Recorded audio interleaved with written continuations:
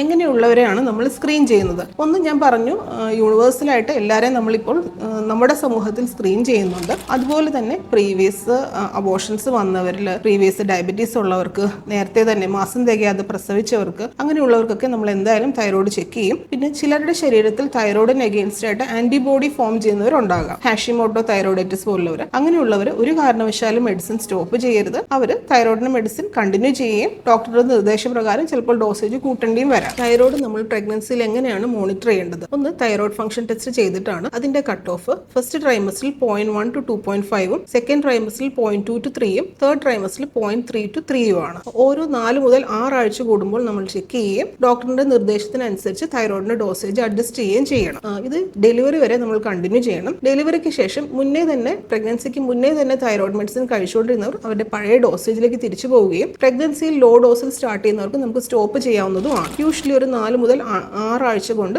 ഡെലിവറിക്ക് ശേഷം thyroid normal ആകുന്നതാണ്. Thank U.